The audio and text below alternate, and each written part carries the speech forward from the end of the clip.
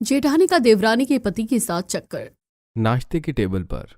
Mummy, नाश्ता तो बन गया और मैंने दीपक के लिए लंच भी पैक कर दिया है। बस मैं ये सोच रही थी कि किचन के कुछ मसाले और सामान खत्म हो गए हैं, तो अगर आप कहे तो आज दोपहर में हम मार्केट जाकर सब खरीद लेंगे।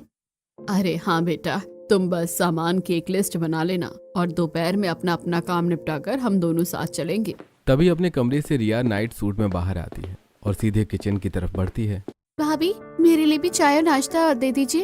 अरे रिया, मैंने तो तुम्हारे लिए टिफिन भी पैक कर दिया था, लेकिन लगता है आज तुम्हारा कॉलेज जाने का कोई इरादा नहीं है। मेरा मन नहीं है कॉलेज जाने का, इसलिए सोच रही हूँ कि घर पर ही रहकर अपना असाइनमेंट पूरा कर लूँ। हाँ ठीक है, जैसा तुम्हें सही लगे। पढ़ाई भी तो जरूरी है और आराम भी। इतने में सीढ़ियों से तौलिया लपेटे जोर जोर से आवाज लगाते हुए दीपक नीचे आता है। अरे भाभी, मेरे कपड़े कहाँ रखे हैं? मुझे मिल ही नहीं रहे हैं, जरा जल्दी आकर दे दीजिए।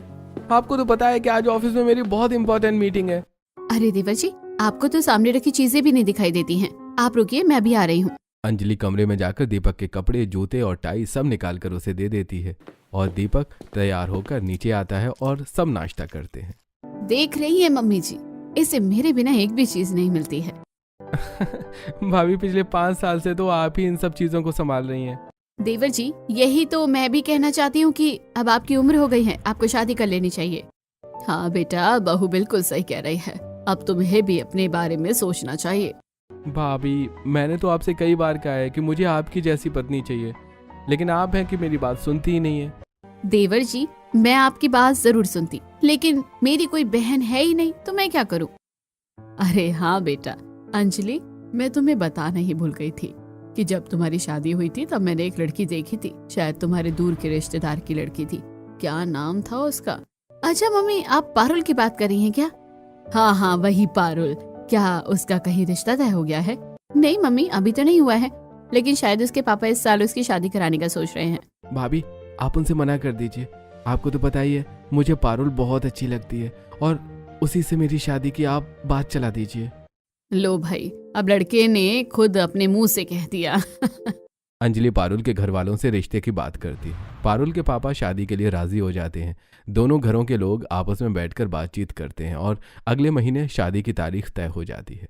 कुछ ही दिनों में दीपक और पारुल की शादी धूमधाम से हो जाती है और आज पारुल का गृह प्रवेश है। अरे आओ आओ पारुल, सॉरी देवरानी जी, अब दाहिने पैर से कलश को गिराते हुए घर में प्रवेश करो। पारुल गृह प्रवेश करती है और धीरे धीरे अपने कमरे की तरफ बढ़ती है। तभी रिया मजाकिया अंदाज में कमरे के दरवाजे पर खड़ी होकर रास्ता रोक लेती है। अरे रिया, तुम इस तरह दरवाजा क्यों रोक रही हो? यार, मैं बहुत थक गया हूँ, मुझे अंदर जाने दो। नहीं भैया, ऐसे नहीं, पहले मुझे मेरा गिफ्ट दो और नई भाभी आप मुझे शगुन दो, तब जाकर आपको कमरे में एंट्री मिलेगी। पारुल मुस्कुराते हुए अपने पर्स से कुछ पैसे निकालकर रिया को दे देती है। चलो भैया, अब मेरा गिफ्ट दो जल्दी से। अरे यार, मैं तो कुछ नहीं लाया। मुझे पता था, इसलिए मैंने गिफ्ट ले लिया था। ये लो, अपने हाथ से दो रिया को। गिफ्ट लेकर दीपक अपनी भाभी को गले लगाकर कहता है, भाभी, यू आर द बेस्ट भाभी। इस तरह दीपक रिया को गिफ्ट देता है। उसके बाद सब लोग अपने अपने कमरों में सोने चले जाते हैं। अगली सुबह होती है। पारुल आईने के सामने तैयार होते हुए दीपक से पूछती है, दीपक, देखना जरा मैं कैसी लग रही हूँ। अरे बहुत अच्छी लग रही हो, वैसे ये रंग तो भाभी पर ज्यादा सूट करता है। दीपक की बात सुनकर पारुल उदास होती है और रसोई में जाती है और अपनी पहली रसोई में पारुल तरह तरह के पकवान बना देती है। थोड़ी देर बाद दीपक ऑफिस के लिए निकल जाता है। रिया कॉलेज चली जाती है और रमेश खेत देखने के लिए गांव गए होते हैं। अरे बेटा, तुम तो सुबह से ही किचन में लगी हुई हो, अब जाओ अपने कमरे में जाकर थोड़ा आराम कर लो। पारुल, तुम थक गई होगी ना? आज मेरी तबीयत भी थोड़ी खराब थी। नहीं जेठानी जी, ऐसी कोई बात नहीं है, काम ज्यादा नहीं था, मैंने आराम से सर्व कर लिया है। चलो ठीक है, अब जाकर आराम कर लो। पारुल अपने कमरे में जाकर टीवी ऑन करती है और पॉपकॉर्न खाते हुए सीरियल देखने लगती है। पति ने जेठानी को देवर के साथ रंगे हाथों पकड़ लिया। ये भगवान, कैसा जमाना आ गया है, आजकल की औरतें अपने देवर को भी नहीं बख्शती। इस तरह थोड़ी देर टीवी देखने के बाद पारुल सो जाती है। ऐसे ही वक्त गुजरता है और आज भी पारुल काम निपटाकर टीवी देख रही थी। दरअसल उसे टीवी सीरियल देखना बहुत पसंद है और वो भी क्राइम पेट्रोल और सावधान इंडिया जैसे सीरियल, जिनमें रिश्तों के बीच होने वाले क्राइम धोखे को दिखाकर लोगों को जागरूक किया जाता है। ये क्या, आज के एपिसोड में भी जेठानी का अपने ही देवर के साथ अफेयर है और देवर जी अपनी बीवी के होते हुए उसे धोखा दे रहा है। वाकई ही कलयुग चल रहा है। अब ऐसे ही सीरियल देखकर वो सो जाती है और कुछ देर बाद दीपक आता है और सोफे पर बैठी अंजलि कहती है, अरे दीपक, तुम आ गए। मेरी तबीयत ठीक नहीं है और तुम्हें पता है कि जब मुझे लो फील होता है तो मेरा आइसक्रीम खाने का मन करता है। अरे भाभी, आप फोन करके बता देती, मैं ले आता। तुम्हारे भैया यहाँ होते ही नहीं है और वो अपने काम में इतने बिजी होते हैं कि सुबह से कॉल करके मेरी खबर भी नहीं ली। भाभी, आप भैया पर गुस्सा मत कीजिए, उन्हें जब टाइम मिलेगा वो कॉल कर लेंगे। चलिए मैं आपको आइसक्रीम खिलाने ले चलता हूँ, बस पारुल को बताकर आता हूँ। दीपक कमरे में जाता है और देखता है कि पारुल आराम से सो रही है। अरे पारुल, पारुल, आज भाभी को आइसक्रीम खाने का बहुत मन कर रहा है, तुम्हारे लिए भी ले आऊं क्या? नहीं, मुझे नहीं खानी। ठीक है, फिर मैं जा रहा हूँ। अंजलि और दीपक दोनों आइसक्रीम खाने बाहर चले जाते हैं। थोड़ी देर बाद पारुल की नींद खुलती है और उसे याद आता है कि उसने छत पर कुछ कपड़े धोकर सुखाए थे। पारुल तुरंत कपड़े उतारने छत की तरफ जाती है। तभी अपनी छत में खड़ी कमलेश चाची अपनी बहू से बातें करती हुई दिखाई देती हैं।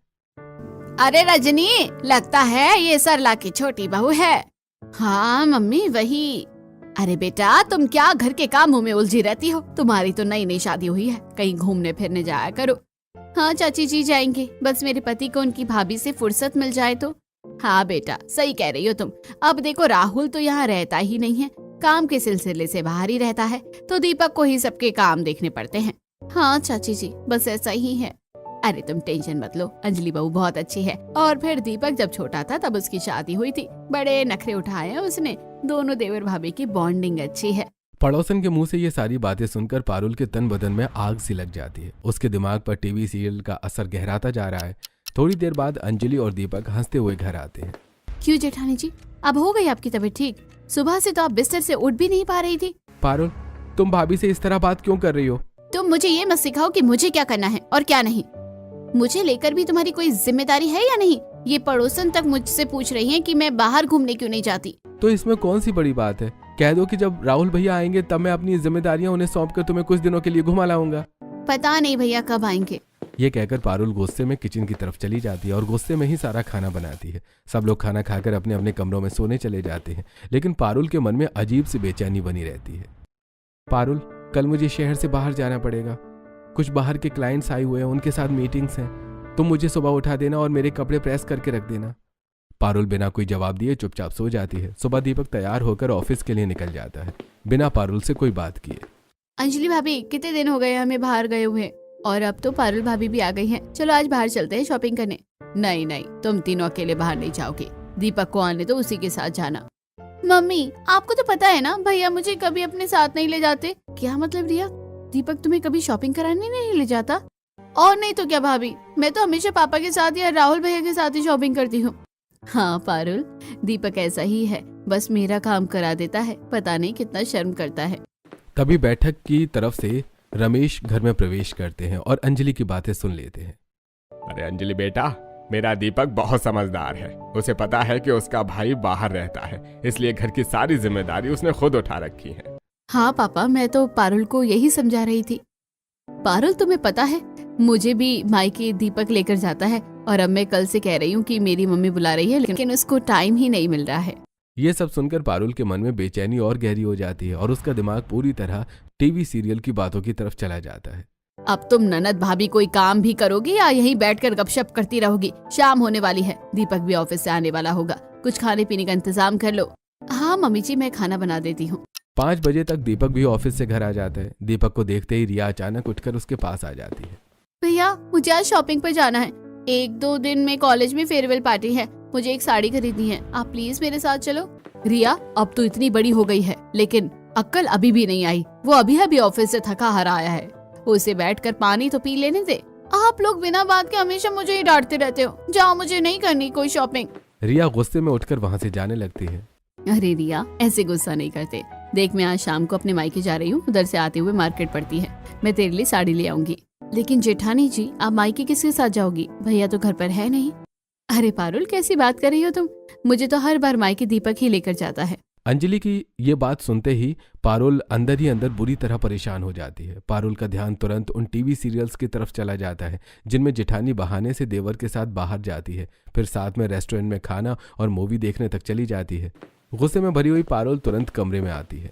दीपक, रिया तुम्हारी छोटी बहन है, उसको लेकर भी तुम्हारी कोई जिम्मेदारी है या नहीं? अरे पारुल, मैंने अपनी जिम्मेदारी से कम मुंह मोड़ा है। हाँ हाँ, जिम्मेदारी तो बस जेठानी जी को लेकर ही याद आती है। उन्हें मायके ले जाने का तुम्हारे पास पूरा समय है, लेकिन अपनी बहन को तुम शॉपिंग तक नहीं करा सकते। पारुल की बातों को दीपक अनसुना कर देता है। दीपक गाड़ी की चाबी उठाता है और अंजलि को उसके मायके छोड़ने के लिए निकल जाता है।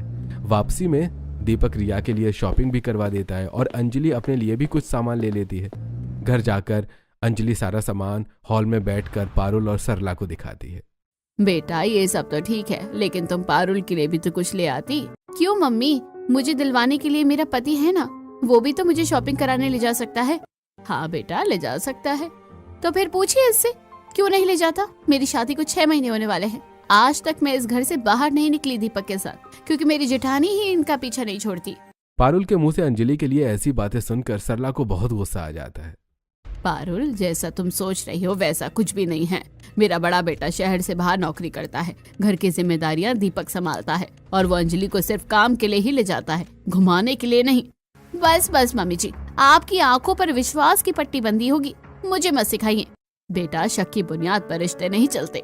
तुम दीपक और अंजलि के पवित्र रिश्ते पर शक कर रही हो। एक बार और सोच लो, इससे तुम्हारा घर टूट सकता है। मैं क्या सोचूं मम्मी जी, जब से मैं इस घर में आई हूँ मेरे सामने यही सब हो रहा है।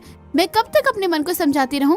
पारुल, तुम जो ये सीरियल देखती रहती हो ना, इनका तुम्हारे दिमाग पर बहुत गलत असर पड़ा है। हाँ भाभी, आप बिल्कुल सही कह रही हो, उन सीरियल्स में यही सब दिखाया जाता है। ये कहते हुए पारुल गुस्से से अपने कमरे में चली जाती है और किसी की भी बात सुनना नहीं चाहती। पारुल गुस्से में कमरे में चली जाती है, तभी पीछे से अचानक राहुल घर में प्रवेश करता है। हाँ भाई, कैसे सब बैठे बात कर रहे हो? मेरे आने से पहले ही क्या मुझे भगाने की प्लानिंग हो रही थी? राहुल को देखते ही सबके चेहरे खिल जाते हैं और घर का माहौल हल्का सा हो जाता है। आपने तो मुझे पूरा सरप्राइज ही दे दिया, आने से पहले बता तो देते। अरे सरप्राइज देने के लिए ही तो बिना बताए आया हूँ, वरना सरप्राइज कैसा? मेरा बच्चा कितना पतला हो गया है, इस बार तो छुट्टी लेकर आया होगा ना। अब मैं तुम्हें 1 महीने से पहले वापस नहीं जाने दूंगी। अरे मम्मी, गवर्नमेंट जॉब में 1 महीने की छुट्टी कहाँ मिलती है? बड़ी मुश्किल से 8 दिन की छुट्टी मिली है। तभी खांसते हुए रमेश भी बाहर आते हैं। अरे राहुल बेटा, क्या बात है, आज तो मेरा पूरा परिवार हरा भरा सा लग रहा है। राहुल आगे बढ़कर रमेश के पैर छूता है और सब लोग बैठकर बातें करने लगते हैं। तभी सीढ़ियों से उतरती हुई पारुल नीचे आती है। अरे जेठ जी, व्हाट अ सरप्राइज, आप कब आए? अरे पारुल, जब तुमने देखा समझ लो तभी आया।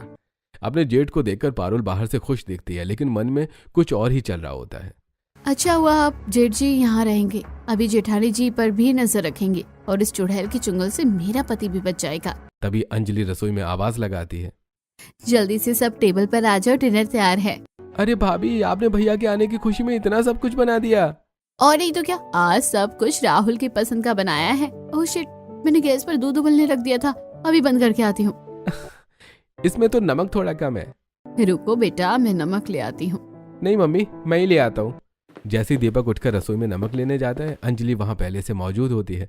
नमक की डिब्बी ऊपर शेल्फ में रखी होती है और दीपक जैसे ही उसे उतारता है, उसी समय बाहर से पारुल की नजर पड़ जाती है। पारुल को ऐसा लगता है जैसे दीपक ने अंजलि को हक कर लिया हो। ये देखकर पारुल अंदर ही अंदर जल उठती है। अब बस बहुत हो गया। गुस्से में पारुल बिना कुछ कहे अपने कमरे में चली जाती है। पारुल को क्या हुआ? क्या वो हमारे साथ खाना नहीं खाएगी? पता नहीं बेटा, तुम लोग खाना खाओ। सब लोग बैठकर खाना खाने लगते हैं, लेकिन पारुल के मन में गुस्से की आग और तेज जल रही होती है। दीपक अपने कमरे में जाकर देखता है कि पारुल चुपचाप बैठी हुई है। अब तुम्हें क्या हो गया है? तुम मुंह फैलाकर क्यों बैठी हो? मेरा मुंह कहाँ दिखता है आपको? आपको तो कोई फर्क ही नहीं पड़ता है, मैं गुस्से में हूँ या नहीं। आपको तो बस आपकी भाभी की ही पड़ी रहती है। पारुल, ये बेकार की बातें मत किया करो। मैंने तुमसे 1000 बार कहा है कि मेरी और भाभी की बॉन्डिंग बहुत अच्छी है। हाँ भाई, वो बॉन्डिंग मुझे तो कुछ और ही नजर आ रही है। पारुल, अब तुम हद पार कर रही हो। और तुमने जो हद पार कर रखी है उसका क्या? अब तो पड़ोसनी भी मुझसे कहने लगी है कि मेरा पति तुझे कहीं लेकर नहीं जाता। अब उन्हें कौन बताए कि मेरे पति को अपनी भाभी से ही फुर्सत नहीं है। नहीं पारुल, तुम गलत सोच रही हो और बिना वजह अपने मन में शक पाल रही हो। एक मैं ही तो हूँ जो हमेशा गलत होती हूँ और बाकी सब लोग तो बिल्कुल सही होते हैं। अब ठीक है, मैं किसी से कुछ नहीं कहूंगी और चुपचाप इनकी हर हरकत को ऑब्जर्व करूंगी, फिर सबूत इकट्ठा करके एक दिन इनका भांडा फोड़ जरूर करूंगी। सुबह होती है और पारुल चुपचाप रसोई में खाना बनाने लगती है। वहीं अंजलि भी घर में काम में लगी होती है। जेठानी जी, मैंने अपना काम कर दिया है और अब मैं अपने कमरे में जा रही हूँ। हाँ ठीक है, तुम्हारे सीरियल का टाइम हो गया होगा ना। पारुल बिना कुछ बोले वहां से चली जाती है। तभी उसकी नजर दीपक के ऑफिस वाले कपड़ों पर पड़ती है जो वो कल पहन कर गया था। ये पॉकेट में क्या है? पारुल दीपक को पॉकेट से एक रेड रोज निकालती है, जिसे देखकर उसके चेहरे पर हल्की सी मुस्कान आ जाती है। शायद दीपक मेरे लिए लाया होगा और देना भूल गया होगा। उसका मन दीपक को लेकर थोड़ा सा साफ होता है और वो वापस से अपना सीरियल देखने लगती है। ऐसे ही शाम हो जाती है और थोड़ी देर बाद दीपक घर आ जाता है। अगली सुबह पारुल की नज़र अंजलि के बालों में लगे हुए गुलाब पर पड़ती है। वो तुरंत झटपट अपने कमरे में जाकर दीपक की पॉकेट चेक करती है, लेकिन वहां गुलाब नहीं होता। अब समझ में आ गया, ये गुलाब मेरे लिए नहीं था। पारुल को बहुत गुस्सा आता है और वो इस प्रूफ को भी अपने दिमाग में नोट कर लेती है। हाँ, तुम लोग गलतियां करते जाओ और मैं तुम्हारे खिलाफ सबूत इकट्ठा करती रहूंगी। आखिर मैं सबको बता दूंगी कि ये सिर्फ शक नहीं बल्कि रियलिटी है। ऐसे कुछ दिन बीत जाते हैं और राहुल अपनी छुट्टियां खत्म करके वापस जॉब पर चला जाता है। पारुल बेटा, आज मेरे घुटनों में बहुत तेज दर्द हो रहा है, तुम जरा मार्केट से सब्जी ले आना। मैं दीपक को बोल देती हूँ, वही ला देंगे। दीपक, आते वक्त मार्केट से सब्जी ले आना। अरे नहीं पारुल, मुझे आने में लेट हो जाएगा और अगर सब्जी लेट आई तो खाना भी लेट बनेगा। तुम घर के पास वाली मार्केट से ही ले आओ। गुस्से में पारुल थैला उठाती और बाजार सब्जी लेने निकल पड़ती है। अचानक उसका ध्यान मार्केट के लास्ट में लगे गोलगप्पे के ठेले पर पड़ता है। जिंदगी में वैसे ही लगे पड़े हैं, चलो गोलगप्पे ही खा लेती हूँ। तभी उसे अंजलि जैसी एक औरत दिखाई देती है। अरे ये तो जेठानी जी है, लेकिन ये यहाँ किसके साथ आई हैं? हे भगवान, दीपक कितना झूठ बोलता है। मुझे कह रहा था बिजी है और यहाँ अपनी भाभी के साथ आराम से गोलगप्पे खा रहा है। आने दो इसे घर। पारुल सब्जी लेकर जलते हुए घर आ जाती है। शाम को जब दीपक घर आता है, आज तो तुम बहुत थक गए होंगे, ऑफिस में बहुत काम था क्या? हाँ तुम सही कह रही हो, बहुत थक गया हूँ, मुझे सो जाने दो। हाँ हाँ, सो जाओ। अगली सुबह रोजाना की तरह सब लोग उठते हैं और नाश्ता करके दीपक ऑफिस जाने ही वाला होता है। तभी अंजलि कहती है, दीपक, आज रात मूवी का प्लान है। हाँ देख लेना भाभी, मैं बता दूंगा कब चलना है। देखते हैं, मैं मना करूंगी तो भी ये लोग कैसे जाते हैं। शाम को सब लोग डिनर करते हैं। भाई, मैं तो खाना बाहर ही खाऊंगी। मुझे बाहर का खाना सूट नहीं करता, मैं तो बस पॉपकॉर्न लूंगी। भैया कितनी देर में चलोगे? बस निकल रहे हैं। पारुल, तुम नहीं जा रही हो हमारे साथ? नहीं, मेरा मूड नहीं है मूवी देखने का। पारुल का नहीं जाना सुनकर रिया भी जाने से इनकार कर देती है। यहाँ पारुल जानबूझकर मना करती है, ये देखने के लिए कि दीपक उसके बिना भी जाएगा या नहीं। पर दीपक खुशी खुशी अंजलि के साथ मूवी देखने चला जाता है। दोनों लेट नाइट मूवी देखकर आते हैं और जोर जोर से बातें करते हुए घर में एंटर करते हैं। दीपक, मूवी वाकई अच्छी थी। अच्छा हुआ रिया नहीं गई, वरना पूरा प्लान खराब हो जाता। भाभी धीरे बोलो, कोई सुन लेगा। पारुल ये सब सुन लेती है, लेकिन उसे सोने का नाटक करती रहती है। अगले दिन संडे होता है। दीपक देर तक सोता रहता है और पारुल नीचे किचन में काम कर रही होती है। तभी उसे याद आता है कि उसका फोन रूम में रह गया है। जैसे ही पारुल कमरे में जाती है, वहां अंजलि मौजूद होती है, जिसके हाथ में कपड़े थे और दीपक लेटा था। पारुल को देखते ही दीपक घबराकर बेड से उठ जाता है। तुम? पारुल के हाथ में एक कांच का गिलास होता है। दोनों को एक साथ देखकर पारुल के हाथ से गिलास छूट जाता है। बस अब बहुत हो गया। उसकी आवाज सुनकर सरला, रमेश और रिया सब कमरे में भाग कर आते हैं। अरे भाई, क्या हो गया और ये हंगामा क्यों मचा रखा है? मम्मी जी, अब बहुत हो गया। मैं इस इंसान के साथ अब नहीं रह सकती। ये जेठानी का देवर के साथ साथ अफेयर अब मुझसे और बर्दाश्त नहीं होता। मैं अपने मायके जा रही हूँ और दीपक, तुम मुझे डिवोर्स का नोटिस भेज देना। कोई मुझे साफ साफ बताएगा कि आखिर हुआ क्या है? अरे आप बिल्कुल भी टेंशन मत करिए। आप नीचे बैठक में जाकर आराम से बैठिए, वरना आपका बिना वजह बीपी बढ़ जाएगा। दिया बेटा, अपने पापा को नीचे बैठक में लेकर जाओ बेटा। रिया रमेश को सहारा देकर हॉल में ले जाती है। पारुल, अब तुम मुझे साफ साफ बताओ कि आखिर हुआ क्या है। मम्मी जी, अगर एक बात हो तो बताओ ना। अरे हाँ हाँ बताओ पारुल, तुम्हारे दिमाग में क्या क्या चल रहा है और तुमने क्या क्या सोच लिया है? मम्मी जी, मुझे पहले से ही शक था, लेकिन अब ये शक पूरी यकीन में बदल गया है कि जेठानी जी का मेरे पति के साथ चक्कर जरूर चल रहा है, क्योंकि मैंने ये सब एक बार नहीं बल्कि कई बार अपनी आंखों से देखा है। बेटा, कई बार हमारी आंखें भी हमें धोखा दे जाती हैं, क्योंकि हमारी आंखें वही देखती हैं जो हमारा दिमाग हमें दिखाना चाहता है। मम्मी जी, आप कहना क्या चाहती हैं? अगर मैं दोनों को एक साथ देखूं तब भी कुछ ना सोचूं? बेटा, सोचना जरूर चाहिए, लेकिन गलत नहीं सोचना चाहिए। मम्मी जी, आपको नहीं पता, मैंने ये सब एक बार नहीं बल्कि कई बार देखा है। अब मैं इस घर में नहीं रह सकती। पारुल अपना सामान पैक करके घर से जाने लगती है, तभी उसे रोकते हुए, बेटा, जो सब देखा वो झूठा है। दरअसल ये सब हमारी साजिश थी, क्योंकि तुम रोज सीरियल में ऐसी ही कहानियां देखती थी और वही चीजें तुम्हारे दिमाग में घर कर गई थी। और नहीं तो क्या, तुम्हें समझाने का हमारे पास यही एक रास्ता बचा था। पारुल, अब मैं ही बता देता हूँ कि तुम कौन कौन सी बातें मम्मी को बताने वाली हो। वो रेड रोज वाली, या फिर मार्केट में गोलगप्पे के पास भाभी और मेरा एक साथ होना, और हाँ, एक साथ लेट नाइट मूवी देख कर आना और अब बेड पर बैठे हुए देखना। राहुल और दीपक 2 रेड रोज खरीदते हैं। दीपक जानबूझकर एक रेड रोज अपनी पॉकेट में रख लेता है और राहुल का दिया हुआ रेड रोज अंजलि अपने बालों में लगा लेती है। उस दिन मार्केट में सब्जी लेने मम्मी ने तुम्हें जानबूझकर भेजा था ताकि तुम हम दोनों को एक साथ देख सको, और जिस दिन मूवी का प्लान था उस दिन रिया को मूवी देखने से मना भी मैंने ही खुद किया था, और हम मूवी देखने नहीं बल्कि भैया से मिलने गए थे। और बेटा रही बात आज की, तुमने अंजलि और दीपक को कमरे में एक साथ जरूर देखा, लेकिन ये ध्यान नहीं दिया कि अंजलि के हाथों में कपड़े थे और दीपक बेड पर लेटा हुआ था। इसका क्या मतलब है मम्मी जी, मैं समझ नहीं पा रही हूँ। जब इंसान के मन में शक घर कर जाता है ना, तो उसे गलत बातें भी सच लगने लगती हैं। अब तुम्हें यकीन हो गया होगा कि ये सब हमने जानबूझकर किया ताकि तुम्हारा दिमाग वही सोचे और आखिर में हम तुम्हें सच्चाई समझा सकें। और नहीं तो क्या बेटा, हम तीनों ने तुम्हें पहले ही समझाने की कोशिश की थी, लेकिन तुमने एक भी बात नहीं मानी। आप भी इस पूरे प्लान में शामिल थी। देखो पारुल, इंसान जैसा सोचता है धीरे धीरे वैसा ही बन जाता है। तुम हर समय सीरियल्स में इतनी उलझ गई थी कि अपनी जिंदगी को उन्हीं किरदारों से जोड़ने लगी थी। आप सही कह रही हैं भाभी जी, मुझे सच में लगने लगा था कि मैं एक विक्टिम हूँ और सब कुछ मेरी जिंदगी से जुड़ा है। मैंने तुम्हें कई बार समझाने की कोशिश की, लेकिन तुमने मेरी बात नहीं सुनी। गलती मेरी भी है, मैंने तुम्हें वक्त नहीं दिया, ऑफिस और जिम्मेदारियों से इतना उलझ गया कि तुम्हें अकेला छोड़ दिया। प्लीज मुझे माफ कर दो पारुल। मुझे सबसे ज्यादा दुख इस बात का है कि आपने कभी मुझे प्यार से बैठकर समझाया ही नहीं। बेटा तुम्हारा दर्द बिल्कुल जायज है। मुझसे बहुत बड़ी गलती हो गई, लेकिन अब समझो हर बात को देखने के 2 नजरिए होते हैं, सही और गलत। मुझे माफ कर दीजिए, अब मैं जिंदगी भर किसी रिश्ते पर शक नहीं करूंगी। घर का माहौल हल्का हो जाता है और रिश्तों में भरोसा लौट आता है।